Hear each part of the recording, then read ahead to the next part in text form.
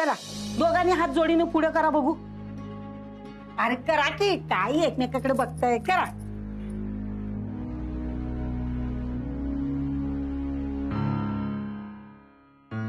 हे माझ्या परतुंडासाठी त्याच्या पणजीने दिलेलं हे पहिलं पैसं.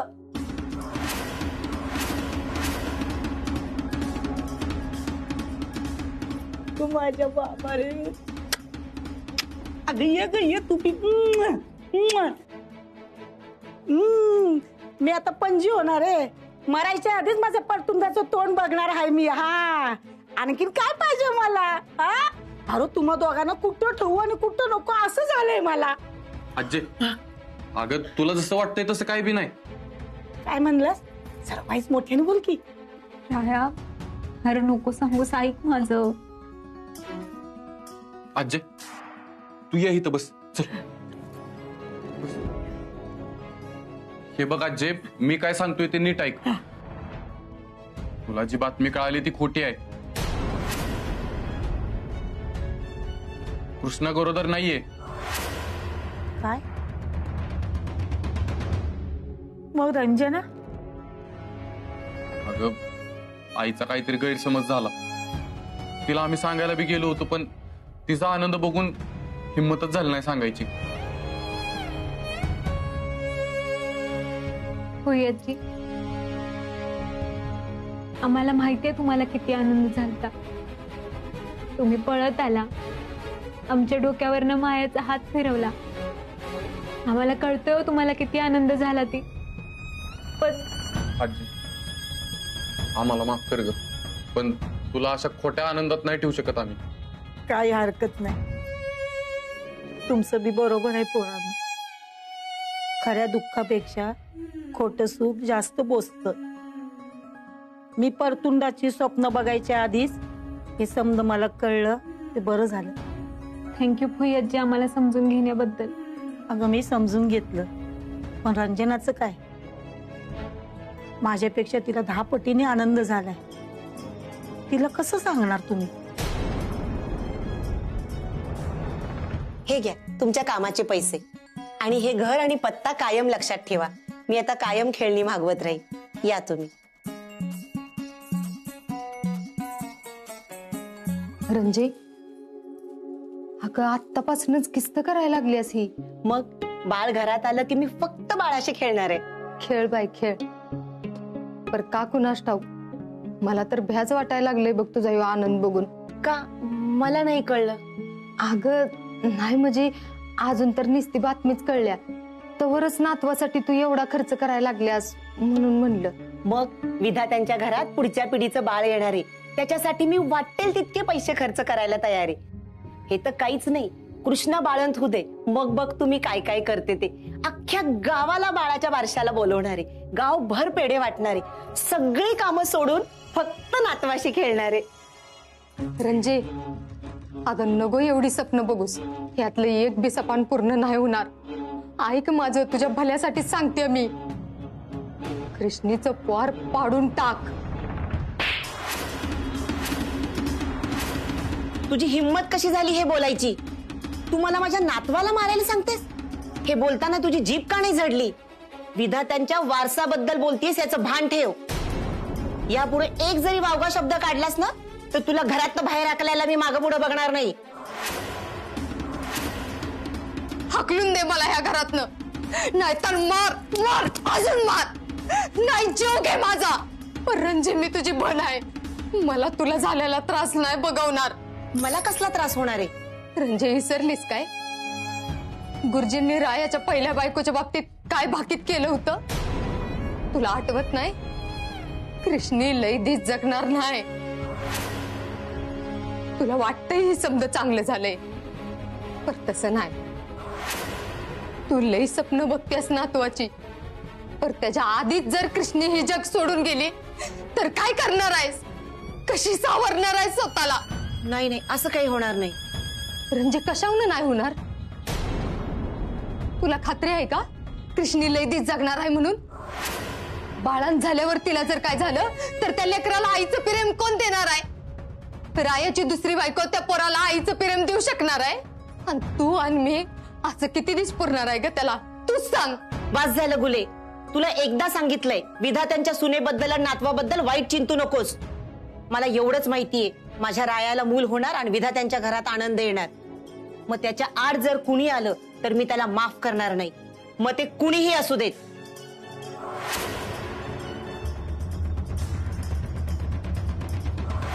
रंजे, या कृष्णीसाठी तू आज माझ्या कानाखाली वाजवलीस, या गुलीच्या कानाखाली. या अपमानाची लई मोठी किंमत मोजावं लागणार आहे ह्या इद्यात्यासनी. सोपान, सोपान, सोपान, बोला की वहिनी साहेब. कधीची आवाज देते, लवकर यायचं ना. चुकलं, थोडा या गाडीची विचारत होतो. बोला काय काम होतं. गाडी काढ सांगते. चला. देवानी जीभ दिले म्हणून वाटेल ते बोलायचं, पुढचा मागचा कसलाच विचार नाही करायचा. विधात्यांच्या वारसाबद्दल मी अजिबात वाईट साईड ऐकून नाही घेणार. वहिनी साहेब, कुठं जायचं काय सांगितलं नाही. मार्केटला घे. वहिनी साहेब माफ करा, पण तुम्ही मगाच्यापासून बघतोय रागावला आले. आमच्या कृष्णाचं काय चुकलं नाही ना. तिचं काय चुकलं असलं तर मी पाय धरून माफी मागतो तुमची. नाही नाही, कृष्णाकडनं कशी चूक होईल. तिने तर उलट लाख मोलाचा आनंद दिलाय, लई मोठं सुख दिलंय तिने. तुम्हाला तर सांगितलंच असेल ना. कशाबद्दल. अरे आशा आणि तू आजी आजोबा होणार आहे, कृष्ण आणि राया आईबाप होणार आहे. काय खरंच. आई, ए आई, आई, ए कृष्णा, कृष्णा, खाली ये लवकर. काय रे राया, काय झालं? अगं आईला बघितलंस का तू कुठं? अगं घरात बी कुठं नाही, अंगणात बी नाही. तुला कुठं सांगून गेली आहे का ती? नाही र, त्यांनी मला काय बी नाही सांगितलं. अशी न सांगता कुठं गेली असेल बरं? ती अशी कधीच जात नाही, आणि गेलीस तर तवाच जाती जेव्हा तिला लय आनंद होतो किंवा वाईट वाटतं किंवा राग आला तरच. अरे पण रागवण्यासारखं आपल्या घरात काही बी नाही घडलंय. अगं पण आनंद होईल असा गैरसमज तर करून घेतलाय ना तिनं. त्यात तू गरोदर आहेस असं वाटतंय तिला.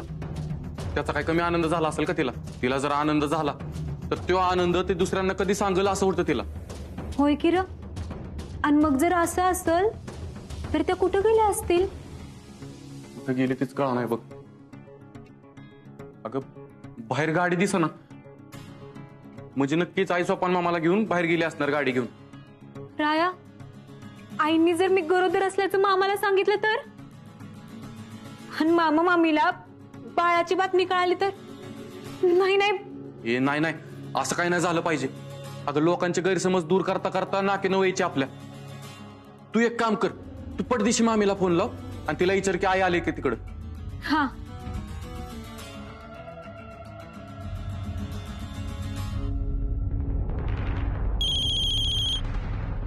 हॅलो, ऐक की मामे, आत्या आल्यात का ग तिकडं? नाही. मग त्यांचा किंवा मामांचा काही फोन बिन? नाही ग, कायच नाही. पण का ग, काळजीत वाटतेस? नाही नाही, काळजी कसली. अगं आत्यांकडे काम होतं आणि त्या बाहेर गेलेल्या, त्यांचा फोन लागत नव्हता, म्हणून म्हणलं तुला फोन करून विचारावं. बरं ऐक की मामे, तुला थोड्या वेळात फोन करते, जरा काम आहे मला. बर. राया,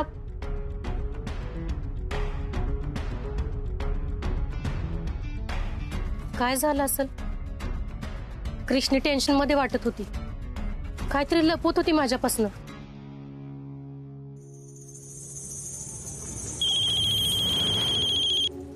हॅलो. मग काय म्हणता आजी बाय? आजी, तुम्ही मला काय वचन दिलं तर? दारूच्या थेंबाला बी हात लावणार नाही, आणि तुम्ही आता अशी अगं मी दारूच्या थेंबाला सुद्धा शिवलो नाही. सकाळी सकाळी घेतलं आणि काय बडबडताय? अगं बडबड करत नाही, मी खरं आहे तीच सांगतोय. अगं तू आजी होणार आहे, आपल्या कृष्णाला बाळ होणार आहे. अगं ती गरोदर आहे. हवं खरंच? हवं, इतर लय आनंदाची बातमी सांगितली बघा तुम्ही. आता इथं कृष्णी असती ना तर तिला कडकडून मिठीच मारली असती मी. मला तिला बघायचं आहे. मी बंगल्यावर जाते. हा. अगं थांब, असं कर, मार्केटला लगेच ये, मला तुला भेटायचंय तिथं. बरं आले. कृष्णी आई होणार, मी आजी होणार. The number you've called is currently unavailable. Please try again later. Thank you. राया लागला का आईंना फोन? नाही ना. आता काय करायचं मग? The number you've called is currently unavailable. Please try again later. Thank you. The number you've called is currently काय ग unavailable. काय झालं? Please try again. तुम्ही काय बोलला का रंजनाशी? Thank you. अगं आजी बोलायला ती घरी तर पाहिजे ना. कुठे गेल्या काहीच कळा नाही बघ.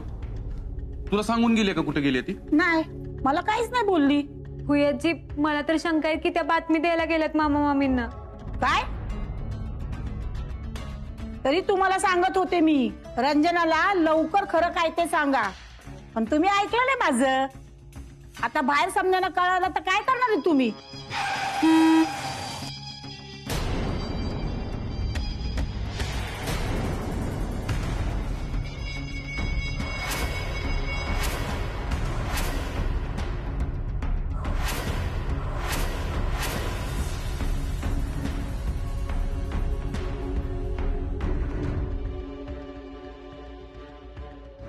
कृष्णे पोरी अगं कसली आनंदाची बातमी दिलीस तुम्हाला.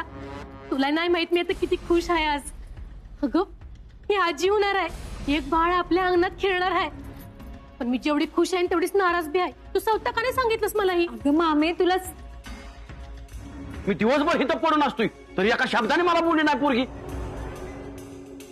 असू दे, त्या दोघांना सगळ्यांना एकत्र सांगायचं असेल आणि त्यांनी सांगायच्या आधीच आपल्याला कळलं, त्याला ते तरी काय करणार. कृष्णा ये बरं, तू बस इथं ये. सोपान त्या पिशव्या आण बरं.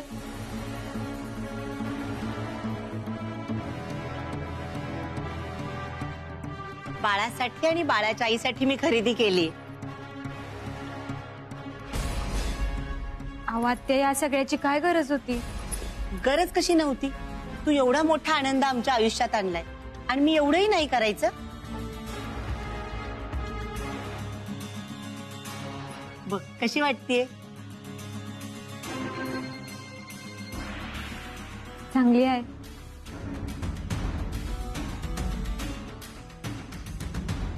आणि ह्या सोन्याच्या बांगड्या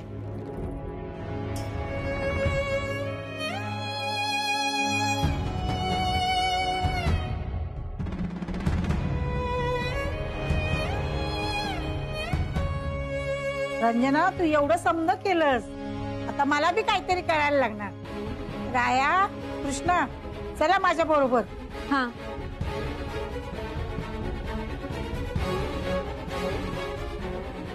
सांग तुम्ही.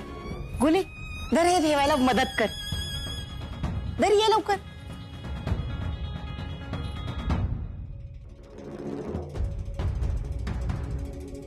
अगं काय झालं आजी? इकडे कशाला घेऊन आलीस आम्हाला? तू बघितलं ना रंजनाचं काय चाललंय ते? मला त्याच टेन्शन आलंय. त्या काय काय करतायत मी गरोदर आहे असं समजून. तरी बरं अजून भाऊ पर्यंत ही बातमी गेली नाही. अगं गेली पण नाही पाहिजे आजी. भाऊसाहेबांना जर समजलं तर ते जिल्ह्याभर पेढ वाटतील आणि अभिनंदनाचा बॅनर लावतील सगळीकडं. आणि नंतर जर त्यांना कळालं की कृष्णा गरोदर नाही आणि मी बाप होणार नाही तर त्यांच्यापासून लपवलं म्हणून ते आयुष्यभर मला माफ करणार नाही. त्यांच्या मनात नव्हतरीन मी. आत्यांकडे बघून हिंमतच होत नाही हे समजा सांगायची की हे खोट आहे. पण हातातून अजून वेळ टिकून जायच्या आधी हिंमत दाखवायला लागेल तुम्हाला. तुम्ही काय खोटं बोलला नाही, त्यांचा त्यांनीच गैरसमज करून घेतलाय. तुम्हाला फक्त तो गैरसमज दूर करायचा आहे. घाबरू नका, काय झालं तर मी आहे तुमच्या संग. चला.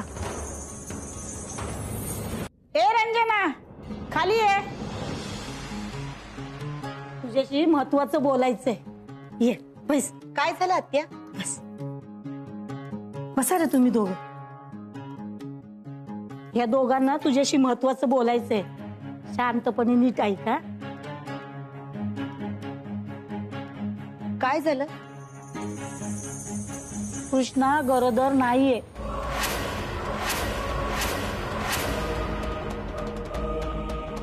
हे काय ऐकते मी राया? हे खरं आहे का? हो. मग हे आधी का नाही सांगितलं मला? असे खोटे का वागलात तुम्ही?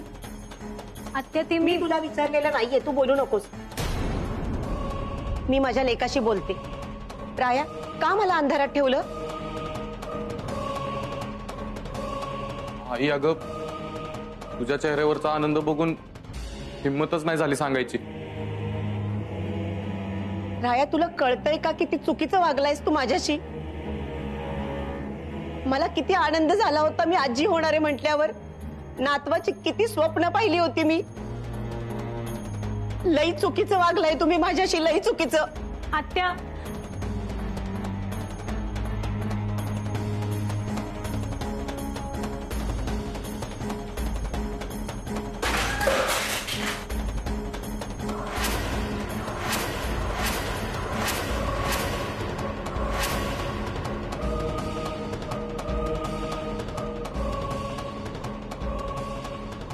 आई अगं,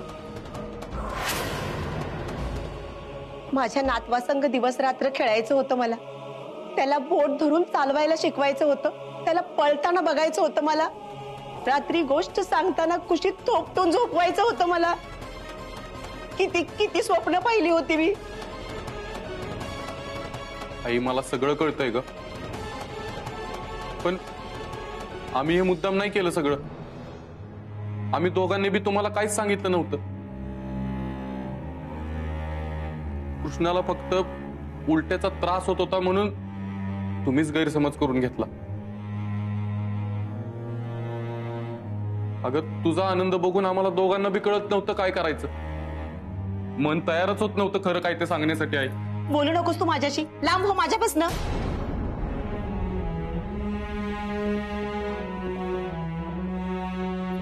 रंजना, असं वागू नकोस ग पोरांना. तुझ्या आनंदासाठीच त्यांनी समज केलं ना. त्यांनी स्वतःहून तुला ही बातमी दिली असती तर गोष्ट वेगळी होती. पण तसं झालं का? मग कशाला पोराला दोष देतेस? तुला कोणी सांगितलं हे? मला सांग, मी बघते त्यांच्याकडं. अहो, आता झाला रणजीचा गैरसमज, मग ह्या दोघांना बी कळायला नको होई. त्यांनी नाही वेद दूर करायचा. बोग कशाला तिला स्वप्न दावायची. आई, चुकलं माझं. मला वाटलं नव्हतं एवढं सगळं होईल म्हणून. आई, जे काय झालं ते सगळं विसरून जा.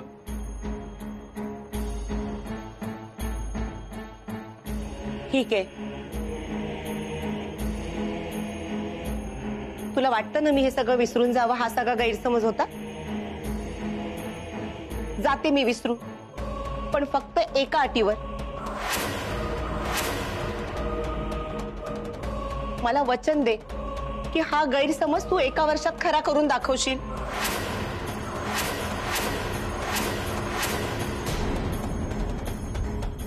एका वर्षात मला आजी होण्याचं सुख देशील.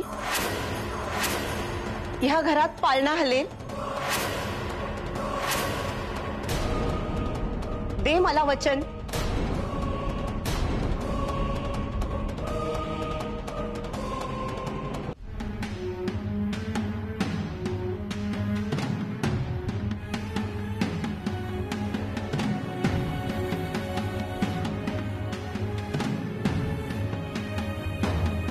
म्हणजे अजूनही तुमच्यात सगळं सुरळीत नाहीये तर?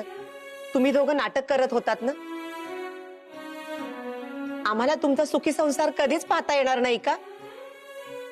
रंजना, नको एवढा तारास करून घेऊ. समजा ठीक होईल. आत्या, हो असं रडू नका की हो. असं तुम्हाला रडताना नाही बघवत. बंद करा बरं रडणं. बाळ सत्या, हे बघा, ह्यातनं रायाची काही बी चूक नव्हती बघा.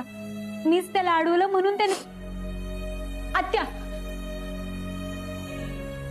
ठीक आहे, तुमचा हट्टच आहे तर तुमचं स्वप्न पूर्ण करायची जबाबदारी मी घेते. या घरात पाळणा हलणार. दे मला वचन.